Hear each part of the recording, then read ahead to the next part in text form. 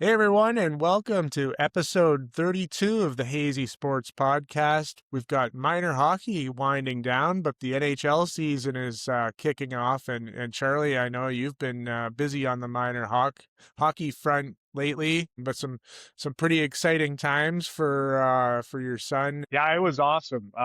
Happy Easter too, by the way, Oh for all yeah, our. yeah. Happy Easter. Yeah, we're Just think there's two Roman guards who probably thought they had the easiest job of all time.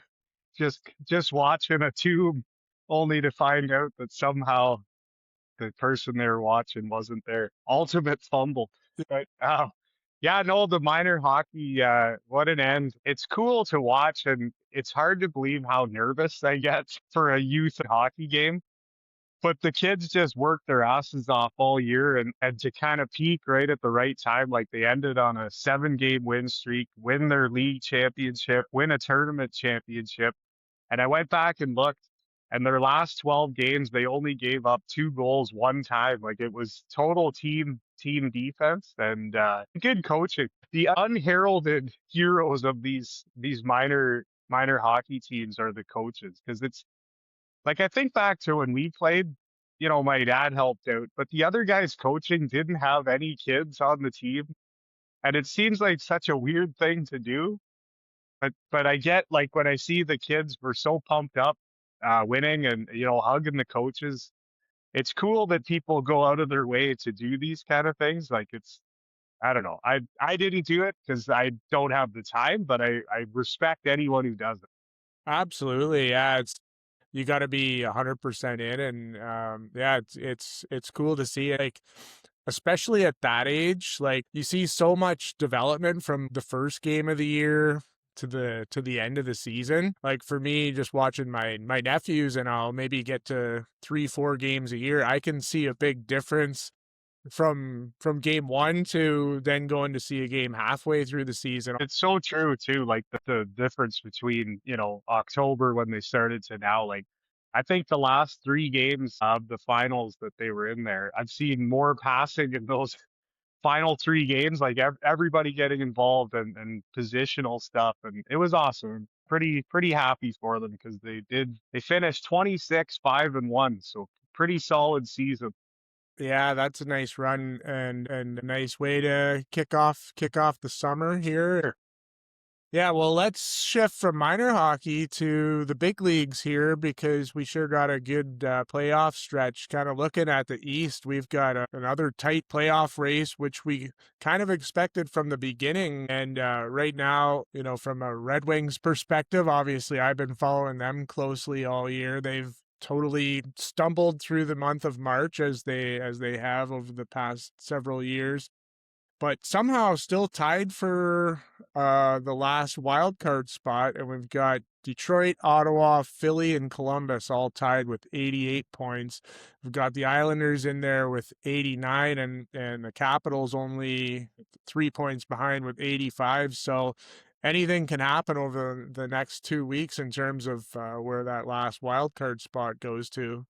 And if Washington was in the West, they'd be in sixth spot, which is crazy.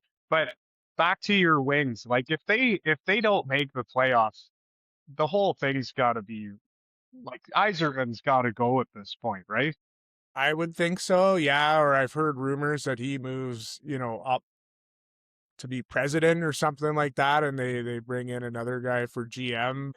Yeah, it's been an emotional roller coaster because actually, like, it's so weird that 80% of the season has been the team overperforming. And like at one Yeah. point they were tied for the lead in the Eastern Conference and I think second or third overall in the whole league. So I thought, well, I wasn't expecting that level of winning to continue, but I didn't think we'd be scrapping it out for the last playoff point to get in. But it's just been some dreadful performances here down the stretch.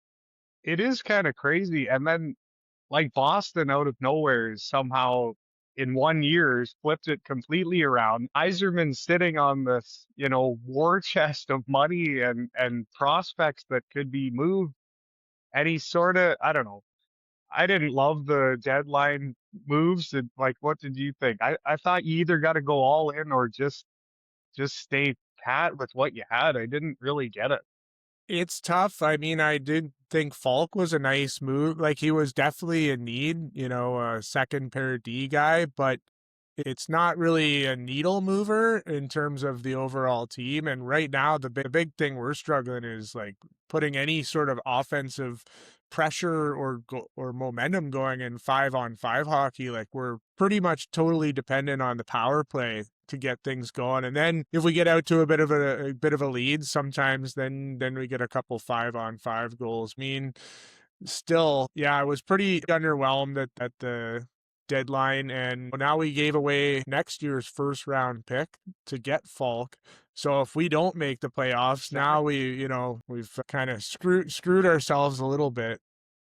I love the fail upwards too. Like, well, you couldn't cut it as the GM. So let's take that out of your hands and give you a better position. But I think the biggest shocker is the Flyers too, right? Like there was fans, Philly fans online that wanted talking out of there. He didn't know how to run this team. And all of a sudden, like Owen Tippett looks like friggin' Guy Lafleur out there, just flying around scoring goals. Then you had like Alex Bump was, I knew he was in the system, but you kind of forgot about him. And all of a sudden, he's added a spark to that team too. Like, I would love to see them get in. I don't want them at the expense of your Red Wings, but I always liked talking, and I thought he was kind of getting thrown under the bus. So I love the resurgence there. Yeah, they're a fun team to watch, and a lot of players I like on that team. The Red Wings just got a huge win against them on Yeah. Friday night, but they kind of got dominated by them. Like, they played them about a week before and got their ass kicked. So yeah, I've been seeing Philly up close, and one guy I was really impressed with, and this is the time of year as sort of the NCAA's wind down, as guys get put out there, they make their NHL debut. And of course, Porter Martone was playing in the Detroit game on Friday night. It was his second game. He got a point. He didn't get any goals, but he had 9 shots on net, Nice led the shots. Yeah. Flyers in shots on net. And they weren't just like random shots. Like, 5 of them were high quality scoring chances. This guy looks like settled right in. Like, there was almost no adjustment time. Aggressive. He's like good on the puck with puck possession. He's not afraid to shoot it. And he's just one of those guys where you got to have your eye on him all the time. I couldn't believe how quickly he's stepped into being one of their better players. And he's a lot faster than I thought. You see in like a lot of the highlights of the NCAA stuff, and obviously it's a different level of hockey, but I was pretty impressed at his speed and willing to go to the friggin' net too. And I don't know, maybe it's part of, he's basically been playing playoff hockey for the last couple of weeks too. So when he does get thrown into it, there's a little more intensity to his game. Obviously, he wants to make a good impression, but man, if they can sort of put something together here, I would love to see these guys slip into the playoffs because they got a lot of good, young, exciting players. Yeah, they're definitely going to be a fun team to watch. And another team I wanted to give props to is, again, a team the Wings played recently, is the Penguins. They could be a dark horse in the playoffs. Like, I think they're pretty safe to be getting in there right now. Crosby healthy, Malkin, you got Carlson playing like some of the best hockey of his career, and then you've got this like young nucleus coming up. They roll 4 lines strong, and they just play like they kind of almost remind me of like a Carolina Hurricanes. They just give you no room to kind of work out there, and Crosby being one of the best leaders in the game. If they get a bit of a roll on in the playoffs, they could, maybe not go all the way to the cup, but I could see them upsetting a team or two. Yeah, we shit on Dubas in our preseason, kind of wondering what the hell the plan was. And I mean, obviously, Erik Karlsson looks like Norris Trophy Erik Karlsson now. Picking up that Chinnikov from Columbus, like that kid's been on fire. Anthony Mantha's knocking on the door of 30 goals, which was another, it was kind of a nothing move, but he's fit right in.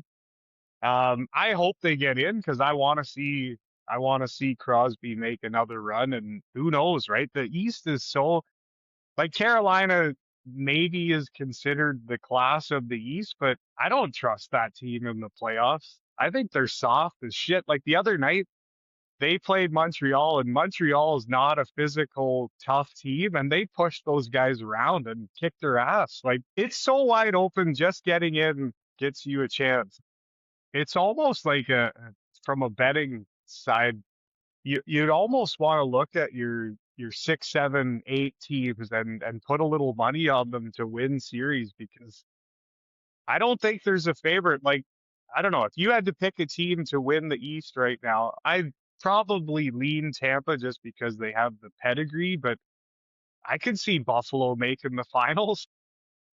Buffalo really impressed me, or where my perception of Buffalo changed was actually the game against Tampa, maybe like a month or so ago, where Yeah. things got really physical and That was Tampa like tried the to. 8-6 game, right? Yeah. Tampa Yeah. tried to like bully them, and Buffalo just went toe to toe with them. And I was like, wow, like I knew Buffalo can score goals and they can play some good hockey, but the fact that they kind of like stepped up like that and basically didn't back down, and that was like an all out sort of playoff style game, and they went toe to toe and actually beat Tampa. So that was like, they could handle these guys in a playoff type series.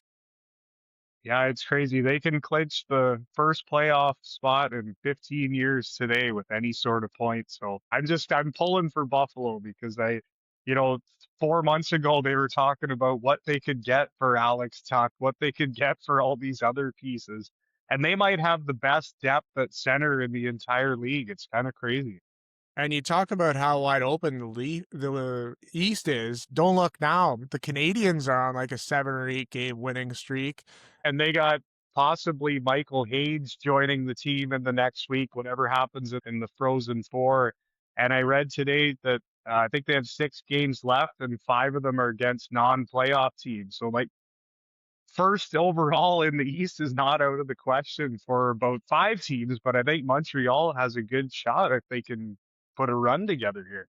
Pretty exciting. Yeah. So we basically just talked about, half of the teams in the East there, and how, you could see a lot of them making a run. But let's switch gears and head out to the West. I guess the headline news from this week in the West was that with 8 games left, Vegas fired Bruce Cassidy, replaced him with Torts.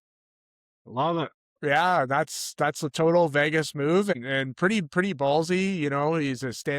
Cassidy's a Stanley Cup winner. They're in a playoff spot. Making a coaching move like that close to the playoffs is bold, but if there's any guy that can kind of step in and get those immediate results, Torts is one of the first guys that jumps to your mind.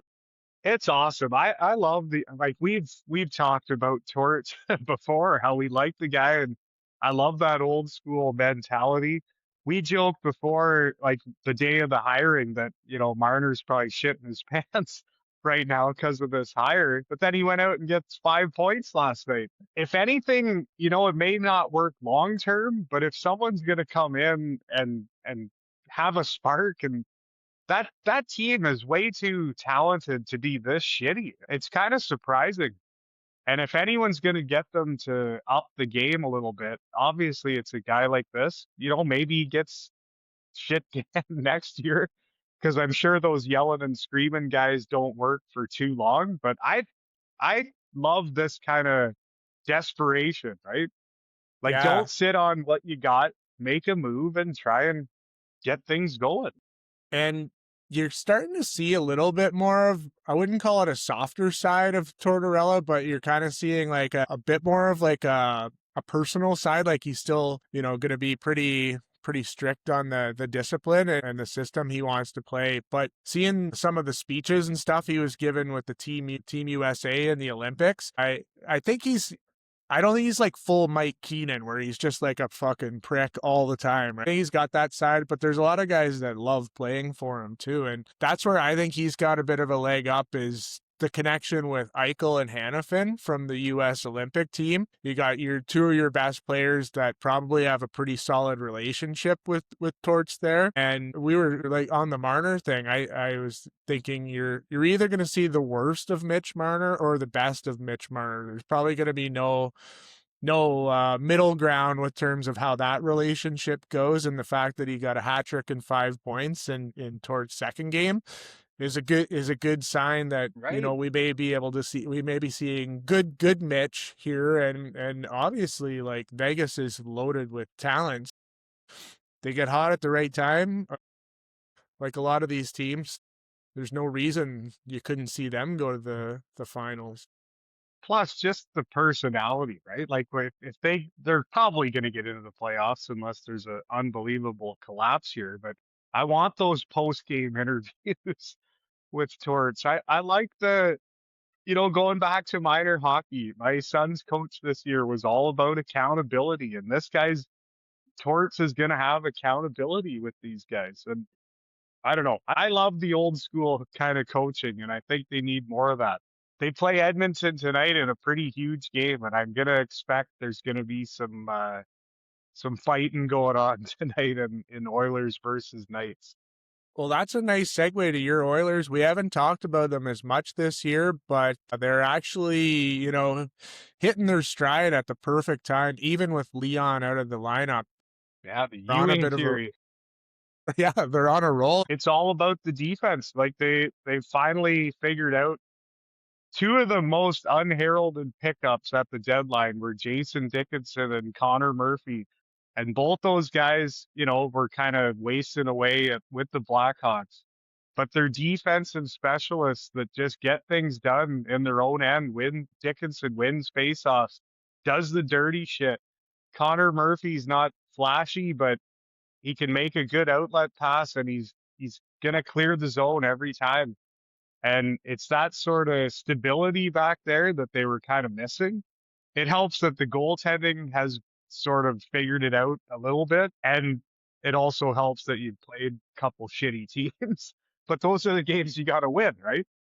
Yeah, and speaking of defense, like Evan Bouchard, he's got to be one of the more underrated players or underappreciated players in the league. Yeah. He is leading all D-men in scoring with 87 points, and I think Werenski's second, and he's like a pretty decent margin ahead of him. But he never gets talked about in the Norris. Like he's, when you talk about Norris Trophy winners, he's like kind of maybe sixth, seventh, eighth kind of guy that comes up in that conversation, and he was exposed a few times on the defensive end. Sure. But, I don't know, you watch more Oilers than I do. Do you think his like defensive liabilities get over exaggerated a little bit? 100%. And I'm not even going to defend him. Like he's had some absolute nightmare passes up the middle, just shit like that. But since about December, I believe he leads the league, like all defensemen in plus minus. Like he had a horrible start to the year. There's no doubt about that. But he's so good offensively, and I'll take the bad mistakes in November for what we're getting right now. And he's probably not going to win the Norris, which I don't understand why. It'll probably be Werenski, but I don't know. It would be hard for me to not take him over any other offensive defenseman in the league. And, he tends to be a pretty big playoff performer. And somehow, as bad of a season it's been for the Edmonton Oilers, they win tonight. They're in first place, like sole possession of the Pacific. So who knows? Yeah. Maybe it's going to be another deep run. They're tied with the Red Wings right now. The Red Wings are fighting for their playoff lives. They both have 88 points, and then the Oilers are trying to sew up the division here. So It's crazy. Yeah, it is a bit crazy, but what can you do? There's the ebbs and flows and swings from over the years from one conference to the other. One other guy on the Oilers, I just wanted to get your opinion while we're talking about NCAA players recently picked up from Western Michigan. Owen Michaels, known as a pretty good two-way player, should slide in right away on that bottom six for the Oilers. Well, it's another one of these guys, and everything's kind of kind of working out in Edmonton's favor here with these kids that are on low money contracts that are contributing. Like this Josh Szymanski looks like he's going to be cemented in as a bottom six guy. This Michaels looks like he can step right in. Isaac Howard is lighting up the AHL right now. I don't know if it'll be much of a factor this year, but the fact that they'll be able to use some of the cap space they have to bring in maybe a bigger name and then rely on some of these kids next year, that it's just kind of all unfolding. Like we could have at least 2 more years of a pretty competitive Oilers team as long as things keep breaking how they are. And then And I if also read today that TJ Hughes from Michigan, who's Hobie Baker finalist, Edmonton's apparently in the mix for signing him too. So if you can add these guys for nothing, it's so huge for any team. And if Leon comes back for playoffs, we could see a third straight run to the finals here. It's going to be a bit of a gauntlet getting through the It Minnesota, is. Dallas, Colorado, but they're kind of cannibalizing each other the way the playoff Exactly. format is set up. So our next point here is the playoff format and the fact that Edmonton could potentially not have to play a good team until the Western Finals because of this stupid whatever they're trying to do with this playoff format. Like I need someone to explain to me how this is a better setup than 1-8-2. Yeah. The fact that Dallas is 4 points out of being first overall in the entire NHL and will have to play the Minnesota Wild, who I think might be a dark horse to win the whole thing in the first round. How that's better than seeing these teams later on. It just makes no sense to me. Yeah, the rationale I hear they talk about Bettman saying is it creates these like great first round matchups. But who And, cares? like the first round is going to get a lot of buzz anyways, because there's so Right. many series on that you kind of want your best matchups to be as the stakes raise. And the other point that they make is that it creates more division rivalries. But it doesn't feel like a division rivalry as much when you bring the wild cards into the mix. Like for me, it's like I think back to the old like Adams division, Patrick division, Smythe, Norris, those days, and it was that way. You would play 2 rounds to get out of your division, Right.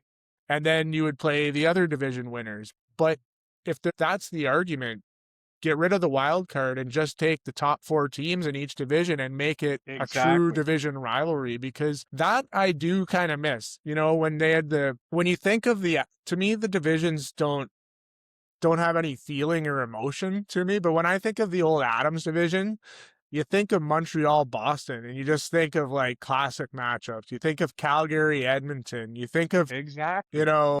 Rangers, Devils, Pittsburgh in the Patrick division. There's just like, you say those divisions and instantaneously these rivalries and matchups come up to your mind. But when I tell you, say Pacific Division, maybe not enough time has gone by to make it feel nostalgic or whatever, but I don't get any feeling to it. And I don't think they're accomplishing these like feelings of like division rivals, because the wild cards kind of like mix everything up anyways.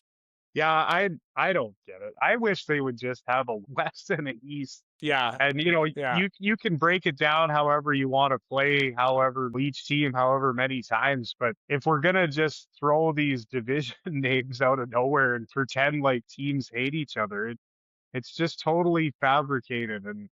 And who wants to see Dallas or Minnesota out in the first round? Like Montreal would play Tampa right now, and that sucks because you're missing 2 of the best teams and the most fun teams to watch. I don't get it. Yeah, I mean, I do remember last year the first round was pretty nuts, but I still think you're going to get great matchups regardless. And For so, sure, for sure. anyways, I think, either make it a true a divisional playoff and get rid of the wild card, or just do the 1-8 and have the regular season points actually count for a little bit more. But, we'll see if Gary listens to the Hazy podcast. I don't know. I don't know if we're going to move the needle, but just kind of rounding out our hockey talk for the week. I did want to kind of like keep an eye on some milestones and recognitions that as we get closer to the end of the season. Matthew Schaefer watch continues his great rookie season. He is now 1 goal away from Leach's record for most goals by a rookie D-man. So we'll see. I think he'll probably get the job done in the last 7 or 8 games here. But Did you see the play that he made last night with the empty netter? No, I haven't seen that one yet. So it was 3-1, and they pulled the goalie, and I believe it was Owen Tippett had like a breakaway, and Schaefer like just full out busted his ass and made like this diving stick save to save the empty netter. And then not even 30 seconds later, he did the exact same thing, knocking a puck out of the air that was going to be an empty, like that. Looking back now, the fact that that kid wasn't on the Olympic team is probably the difference of winning the gold medal. Another guy that you would like to see in the playoffs, not at the expense of the Red Wings, but if they do get in there, you're kind of a fun guy to follow. But another guy I wanted to give a shout out to is Cole Caulfield. He's been on an absolute tear lately. He's up to 49 goals, one goal away from 50, and 1 behind McKinnon for the Rocket Richard race. And 0 empty netters. Really? Yeah. Okay, so yeah, they're all legit. They're all legit. I got a little mini trivia question for you. I was kind of curious. Do you know who the last Montreal Canadian player to score 50 goals was? I'm going to say Riche. Yes, bingo. Yeah, he actually did it twice. Guy Lafleur did it 3 times in a row back in the 70s. But anyways, we won't go ripping darts too. Yeah, He liked a good dart. That feels like it should get extra credit. If you can smoke 4 cigarettes in each intermission and still rip off 50 goals, like no problem. I don't know, I like that. Last thing I'll touch on is the Art Ross race. McDavid's at 126, Kucherov at 124. This one looks like it's going to come down to the wire. Both guys just heating it up down the stretch. Yeah, it's too bad Kucherov missed a couple games in there because he was on like a Lemieux level run there for a while. So hopefully he can get back in there and make this interesting because I have him at plus 430 to win the Art Ross. So nice. Little bit of a personal wager going on there. Well, that'll make it a little more interesting to follow. Well, that kind of wraps up all of our hockey talk for the day. We've got a huge day of games here, 16 games on the calendar. Wings kicking it off. I got it on. They're down 1-0. Down 1 to the lowly Rangers here already. This is supposed to be an easy win, but we'll see. I'll finish watching that as we do the recordings here. But Charlie, before we get to the trivia time, I'm curious, yes. Have you heard the buzz around this Artemis mission and this trip around the moon? I've seen a bunch of the video. It's pretty surreal looking to see what's happening up there. But what were you keying in on? Well, I was just curious if that would be something you'd be interested in. If, like, say they assigned one spot on the mission, which was just like for a regular dude to kind of like go along and observe. Is that something you would want to do? Or would that be like, I'm not really into that?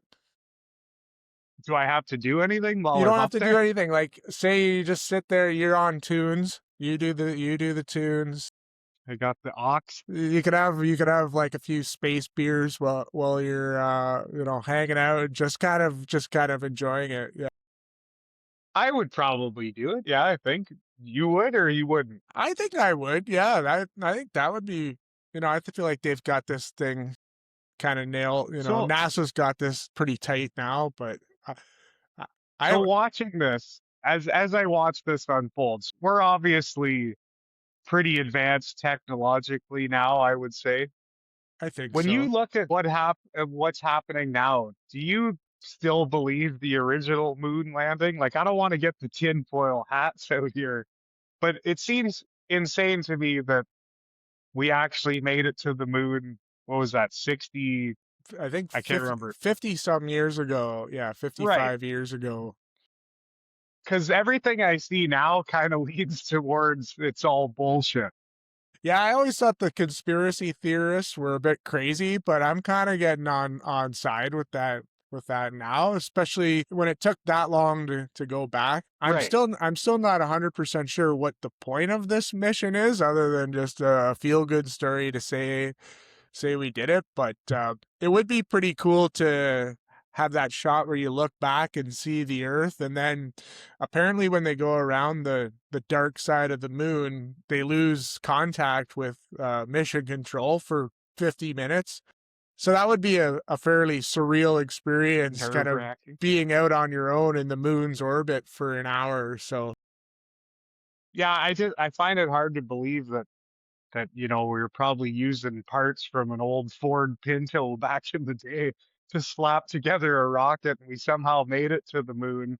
And then, 50 years later, we're going back. You'd have to be rocking Pink Floyd at that point, right? I would think so. Yeah, yeah. That would be your job, on the playlist there. You get a good moon So Spotify playlist.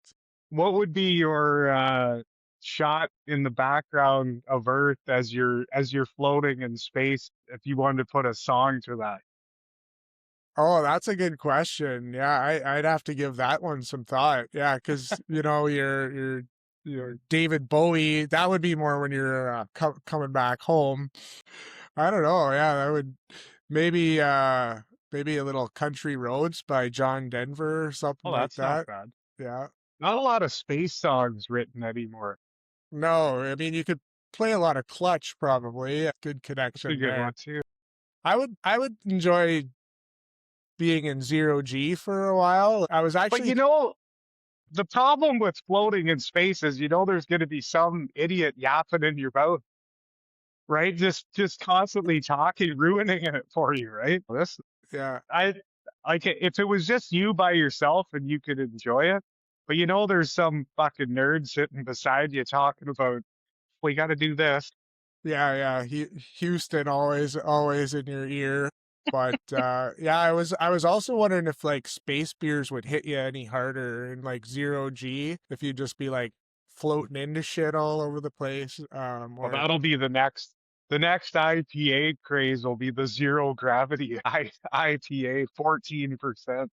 That's a good question. I wonder if you can get drunk faster due to the minimal oxygen going to the brain. you get a little bit of a buzz and you start getting a little unruly on the ship. Do you think, when you drink too much and you pass out and you get the spins, do you think they're like doubled and double? Maybe in space it feels like you're not moving instead of the spin. It's the illusion of not moving at all. But yeah, Breaking the seal, breaking the seal in zero gravity. God, it's hard Oh to yeah, believe we're not hired by NASA. No, it is pretty cool. But like I said, after watching all this, there's no way in hell they went to the moon back then. I think I'm Right. out on that. Yeah. So we'll We're see. breaking. Anyways, I wanted, that's like kind of the big pop culture thing, so I wanted to get your Oh, I take like on it. that. So let's get back to our trivia. We haven't done trivia in a while, so we'll see if we get those trivia muscles fired up and active again. All right. So for this week's trivia, I was watching the hockey highlights this week, and Jamie Benn had a fight with Adam Lowry. Nothing out of the ordinary, except for Jamie Benn is one of the last four guys in the league that doesn't wear a visor. So it's grandfathered in as you come in the league now, you have to wear a visor. So the other three guys are Ryan O'Reilly, Ryan Reeves, and Zach Bogosian. So then it got me wondering who were the last three players in the NHL to not wear a bucket. So it's right in your wheelhouse. One of them was 1997, which seems insane to me. And then the other two were the 92-93 season. So Okay. can you name the last three guys to not wear a helmet in the NHL? So we'll give you some time to think about it, and we'll give the Okay. listeners some time to think about it. I like that. Super obvious because he just kept going. Yeah, yeah. I think I Just know who. refused. All right, well, we'll look forward to coming back to that in the outro. In the meantime, let's switch gear to our weekly report card. I've been reviewing your work. Quite frankly, it stinks. These reports you handed in, it's almost as if you have no business training at all. All right, I'm going to start things off with an A for the Flint Firebirds. The OHL playoffs just kicked off, and this was an epic beating that I've never seen before. A 4-0 sweep of the Owen Sound attack. They outscored Owen Sound 35-3 in those 4 games, and Jacob Battaglia led the way with 15 points in 4 games. Just an absolute belt to ass beating. So an A for the Flint Firebirds. Nice. I saw they're actually up 2-0 on the Knights when I fired up the podcast. So it sounds like they're going to keep the momentum going there. But I'm switching to baseball, and I've got an A+ for Mason Miller's walkout music. He goes with the song "Blind" by Korn, and man, what a way to fire up the crowd. So good for baseball to have those moments like that, and it's one of those songs where when you hear it, you sort of think, how did nobody think to do that Think of song it. before this? But anyways, A+ for Mason Miller and his walkout music. All right, I got an A for Matt Savoy, who, with the injury to Leon Draisaitl, has found himself on the top line with Connor McDavid. And, they always say that these superstars are tough to find chemistry with, but this kid is slotted right in on that top line. He's got 6 goals in his last 9 games playing up there, and is just, you kind of have to be willing to shoot the puck when you play with McDavid, and there's even times he's been looking him off and like, no, I'm taking the shot. And they may have found something here that could potentially blossom into this playoff. So an A for Matt Savoy. Going with an A for Luigi Primo. He's a wrestler down in Texas, and I am not a big wrestling fan, but I happened to catch some clips of this guy on YouTube, and he has one of the best themes I've ever seen. He has Is he the pizza guy? He's got a pizza dough that he spins around, and then he'll like throw it up in the air and punch it at his opponents. And it's like the same way Spider-Man uses his web. He gets people tangled up in the dough and then drop kicks them. And like, this guy's almost enough to get me back into wrestling again. So A+ for Luigi. All right, I got a B+ for Live Barn. So this was my first year doing this, and the only reason I subscribed was because I work shifts, and then my son and my daughter are always playing on weekends, so it's divide and conquer. I subscribed so I could watch either or whoever I'm not at games. But it's kind of opened up a world here where you can see all kinds of different things. Like, I watched our friend Evan, his kids, win the WOA championship. Shout out to the South Bruce Blades. And just the availability that, would have been cool when we were kids, that, grandparents and stuff could watch that can't make it to every game. So my only complaint is they do need to up the quality a little bit, because some of these old arenas, the acoustics are just horrible. But B+ for Live Barn. Nice. I've got an A for Beckett Seneke, having just himself a great rookie year, and I just wanted to give him a shout out because we've got quite a rookie class this year. Everybody talking about Ivan Demidov and Matthew Schaefer. Yet Beckett Seneke is right there with 57 points, just a couple points behind Demidov in rookie scoring. He's got 22 goals, tied with Schaefer for the lead in rookie goal scoring. Doesn't get as much attention as those other guys, but he's part of an exciting young core in Anaheim there that I think is going to just continue to, as he fills out and keeps growing. He's a tall kid, great hands, great speed. It's going to be fun to watch him develop as well. So I went to 2 of the Generals Knights playoff games last year, and he was playing for the Generals, and he definitely stood out. Like, I thought the Ducks, I didn't think he would be this good this fast, but I thought the Ducks really got a steal with him too. I totally agree. He's been exciting as hell. All right, I got an A++ for Metallica's Master of Puppets. So this just turned 40 years old, which is unbelievable to me to think that something, we kind of grew up with is already 40 years old. Unbelievable album. And I will challenge anyone. The song Battery might have the greatest intro of all time. That first minute and 30 seconds, I feel, is unmatched across any music genre. whatsoever. If you're not familiar with it, go look it up because it's got this crazy classical guitar intro that just turns into something so epic. And to think that that's 40 years old already makes me feel pretty old. So A plus plus. Yeah, Metallica is one of those bands I have not seen live. They're probably one of the at the top of the list for bands that I haven't seen live that I would want to see. The crappy thing is they probably passed where you would want to see them live now. But I remember we saw them in 2008, and I just remember thinking, holy shit, like that from start to finish, it was just a beatdown of music where you're just like, that is the epitome of a professional friggin' band. Like it was incredible. Nice. Well, I'm going to switch gears here and go with a B for the show Baywatch. And the reason it's kind of come back onto my radar lately is I have a Samsung TV and they seem to be pushing this Samsung TV app that's on there. So for some reason, I don't know how I got it on my settings, but every time I turn my TV on, it goes directly to Samsung TV. And Samsung TV is always playing Baywatch when I turn it on. And even though it's a horrible show, there's something about it where whatever happens when it comes on, I'm there for the scene. There's either, some beautiful woman running down the beach or some dramatic rescue happening.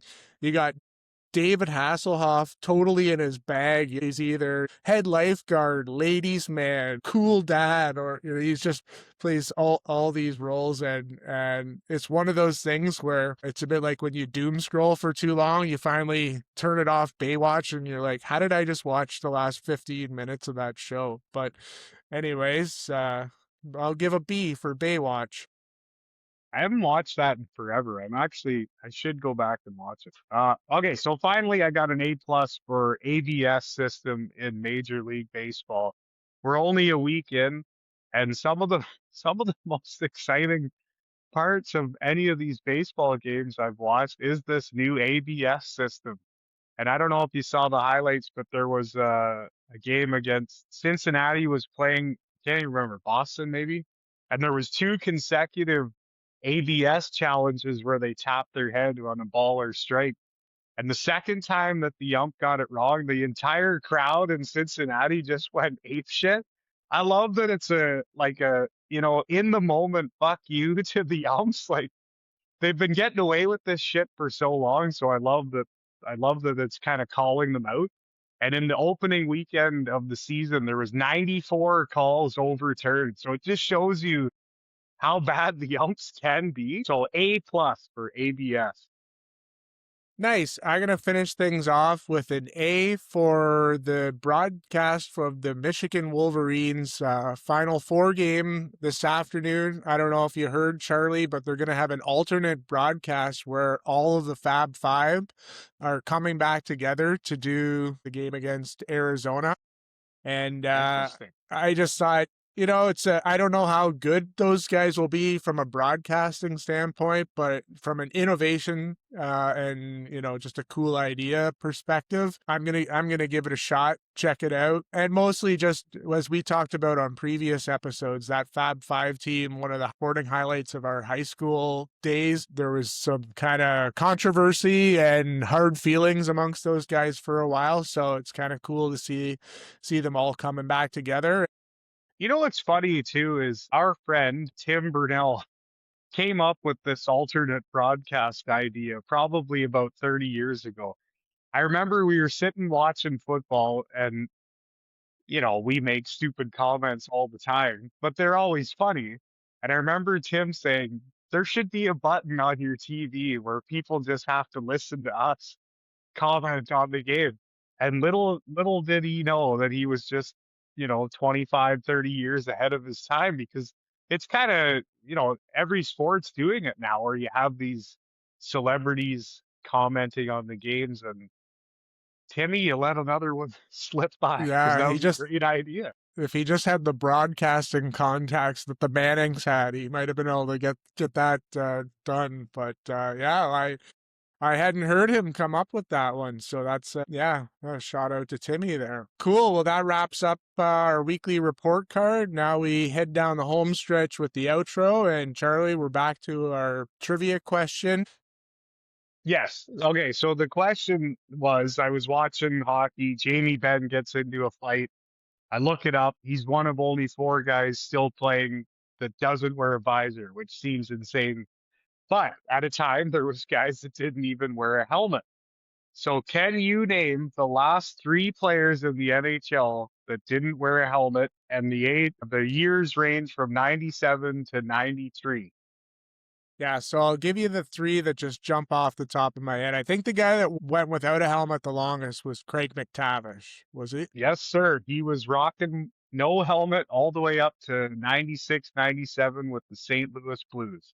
Nice. The other 2 guys that first come to mind is Al Secord and Ron Duguay. Both in the last 10, but not in the final 3.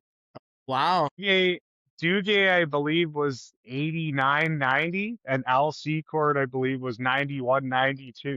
So there's a couple guys, actually, there's about 6 guys that made it a little longer than him, but we're looking for the last 2. Okay. I can give you a hint.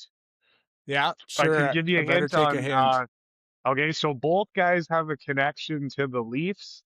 One guy was a defenseman for the Leafs and the Blackhawks, and the other one was actually a coach of the Leafs recently. Like a head coach? Yes, head coach. Okay. And 93 was the last year, so right? Yeah, 92, 93 for both of them. So I'm thinking of that Kings Leafs series that we covered and trying to think of guys in that game that would have been not wearing a. So I should say they didn't play with the Leafs at the end of their career. So one guy was a Winnipeg Jet for his whole career, went on to be a Leafs head coach. The other guy played with the Leafs, but is more known as a Chicago Blackhawk. Randy Carlyle?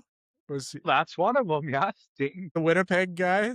Yeah, he's Winnipeg and former Leaf head coach. And then the other one was a Leaf, but more famously a Blackhawk. This guy was a shot blocking defenseman. Rod Langway?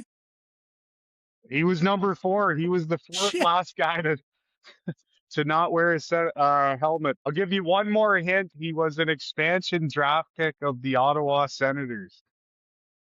Yeah, I'm kind of drawing a blank on this one, so All right. I might need you to just give me this one. So the second last guy to wear a helmet was Brad Marsh. Oh yes, Marshy. So Brad Marsh was known as a shot blocking expert. Can you imagine just laying out in front of a big slapper with no helmet on? It blows my mind that nobody wore a helmet back in the day.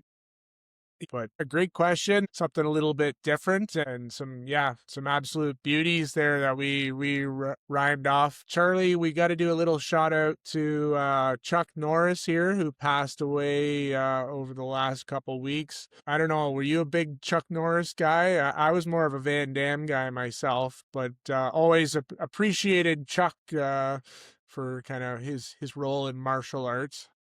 There was a window of like the VHS era where my parents would take me to rent movies, and I was right into Chuck Norris movies, like Missing in Actions. I think there's at least 2. There might have been 3, but for some reason I liked that era of Chuck Norris. After that, like Delta Force, and I never watched an episode of Walker, Texas Ranger, so I don't know how good a show that was, but respect to Chuck. He turned a martial arts career into like a 30-year acting career, which is kind of awesome. And then later on, the internet fame with all the Chuck Norris memes. When he died, there was some pretty funny ones I'd never seen, like Chuck Norris doesn't use GPS, he decides where he is. That was a good one. That. Yeah. I heard that he was a 10th degree black belt in, I think that's as high as they go, but that's pretty impressive. I wonder if 10th degree looks down on like a 3rd or 4th degree black belt is not really that impressive. And what would be the testing for that? Like, once you get to 6th and 7th degree, how can you be more lethal? When you have to do your board breaking karate chop, like how many boards are you up to for the 10th degree to get there? But yeah, Chuck will be missed. He was apparently he has one last film coming out, and it's some sort of zombie film. So I'm sure Interesting. Well, he was definitely an icon. Our love goes out to Chuck and the family. Anyway, Before we wrap up, though, I want you to. Have you ever seen this logo before? no, I was trying to. Is that a Collective Arts thing? No, that No, can't it's be. actually so. This is an old WHA team. They're called the Cincinnati Stingers. So I wanted to buy this shirt forever, and it finally came up on sale. So the Cincinnati Stingers, on their all-time roster, Robbie Fatorik, Mike Gartner, Mark Messier, Mike Liut, and Barry Melrose.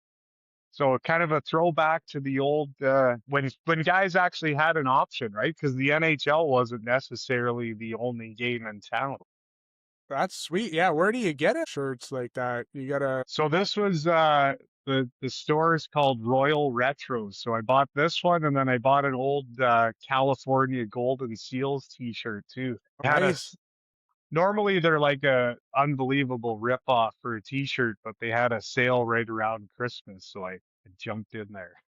Yeah, nice. I was actually looking for Grand Rapids Griffins some swag because they're having a great season in the AHL, and yeah, they didn't have a lot of. I went to the Griffins website and didn't have a lot of good options there, but yeah, always cool to find something a little more unique. Agreed. So Charlie, as we wind on down here, we talked a lot about hockey, but we're kind of in that sweet spot. If you're a sports fan, this is like about as good a time of year as it gets. We've got the Frozen Four in hockey, which we haven't talked about. We're down to Michigan versus Denver and North Dakota versus Wisconsin. And you kind of got a lot of the, classic programs from a hockey perspective in there. I believe Denver has the most national championships at 10, and I think Michigan's at 9, so Michigan could potentially tie them up there. I think North Dakota has 8 and Wisconsin has 7, so got to be 4 of the top hockey programs in NCAA. Both those games take place Thursday and then the final Saturday, so hopefully TSN has them broadcast because that would be kind of fun to watch those. Yeah, I think they did say they're going to cover those. I'll be interested, like if Denver makes another final or ends up winning it, if that Carl ends up actually leaving Denver and getting an NHL job, especially with some pretty high profile jobs, like who knows what's going to happen with the Leafs, but that would be a guy I would have on my radar for sure. He's definitely going to be getting some nice offers, I think. Who do you like? I'm gonna go Michigan. They're the number 1 seed all season. I'd like to. They've had like a pretty long run without getting the national championship. So I think I'll go with them. What about you? Yep. You going Michigan as well? Yeah, I'm taking Michigan as well. I think this is their year, and I think you're going to see Michigan win, and then Hage actually be a bit of a contributor for Montreal, which is nuts to say when they have so many young guys already. I keep telling my son, start being a Montreal fan now because they're poised to go on a bit of a run, I think. Absolutely. And sticking with NCAA, we have a couple huge March Madness games. We got the Final Four March Madness. We talked about Michigan, Arizona tonight. And then who's the other one? Illinois. And who am I forgetting here? I can't think of it either. Anyway, there's another game today, too. It was disappointing when the first round. It's Connecticut. That's Anyways, right. Yeah. Yes. It was disappointing when the first round games kicked off and none of us got together because I think of last year where we were peaking to about a 13 beer buzz up at your bachelor party. That's right. And this year nobody got together. It's probably the first year in a while that we haven't done anything for the March Madness. Yeah, we'll have to get that tradition going again soon. But yeah, so we got Frozen Four action, we got March Madness action, we got MLB season in full swing. So that's been nice. We got the Masters kicking off next weekend. I don't watch a ton of golf, but tend to pay attention to the majors a little more, and the Masters is always nice because it's right around that time of year where you can actually start breaking out your own golf clubs and watch a little Masters, and then head out to the range and see what you can do. So Sounds that'll like be Tiger may not be there. good. Yeah, I don't think he's going to be there. So What a hopefully mess. don't take him in any of your pools. And then we even have F1 season back, which only a couple races in, and now we've got a month off because of everything going on in the Middle East there. But always enjoy that, and I don't know if it's just because as I get older, I appreciate a sport that doesn't require as much time to follow. And so I like the fact that you just watch one race, all the drivers, all the teams are in that race, a 2-hour window, and she's done. It doesn't take quite that much commitments. I've enjoyed it. I've kind of got into it more and more over a little bit more each year over the last 4 or 5 years. So that's nice. NBA playoffs not too far away either, although that's one sport I've kind of fallen off of in terms of my interest level over the last couple of years. It's funny. So I was watching the highlights today, and Cooper Flagg scored 51 points last night. First teenager to ever score over 50. And I'm just like, I don't care anymore. Something I was so into that I just could not give a shit about anymore. Yeah, It's kind of weird. I remember when Iverson got like back-to-back 50-point games when he was early in his career, thinking that was the coolest thing back then. And like even when Bam got his 83 points, I almost like didn't even barely watch the highlight, like care enough to watch the highlights afterwards. Hopefully, hopefully something comes back. I was actually just watching the Last Dance. I was rewatching that documentary again, and it was Yeah. like, man, it's crazy how fun the NBA was to watch at that time. And like, obviously it helps when you got Jordan in his prime, but just was just such a difference of watching that and how remembering how into it I was then to where things And are at now.